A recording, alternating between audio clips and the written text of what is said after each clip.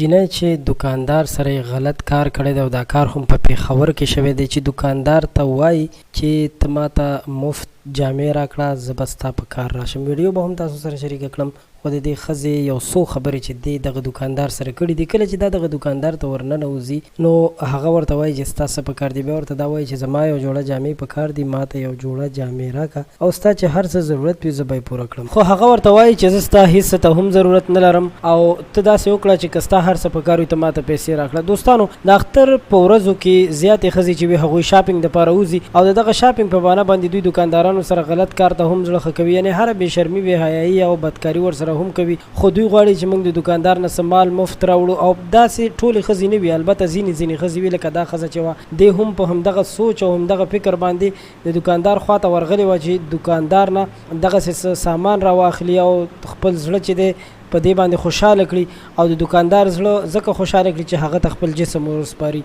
نو دا ښځې په دې باندې بیا نه پوهېږي چې زموږ به عزت لوټ شي یا به موږ وشرمېږو، په شرمونو باندې به زمونږ رسوایي وشي. دوستانو زیاتې ښځې په دې باندې پوهېږي هم نه چې ګینې زمونږ به ویډیوګانې راشي یا به په سوشل میډیا موږ وشرمېږو، خو لګیا وي دکاندارانو نه ډیمانډونه کوي، دکاندارانو سره غلط کارونه کوي. خو په یاد ولرئ چې نن سبا اکثر دکاندارانو کیمرې لګولي دي. دغه کیمرو په مرسته باندې دوی ټول هغه ښځې یا د هغه بدکارو یا غلطو ښځو ویډیوګانې ځان سره ساتي او یا دوی داسې هم کوي چې ګینې یا څوک غلا وکړي کومه ښځه نو د هغې معلومات هم دوی ته کېږي. نو البته ښځو ته وایم چې ډېر زیات احتیاط کوئ.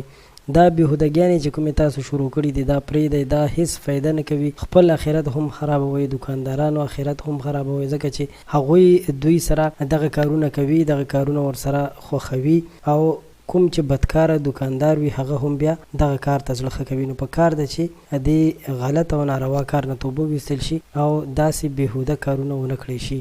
که تاسو ما سره متفق یې ویډیو ضرور لایک کړئ، زموږ چینل هم سبسکرایب کړئ. په آینده وخت کې به زموږ نوي معلومات، تازه ترین اپډیټ او ویډیوګانې تاسو سره د دې چینل نه ملاویږي.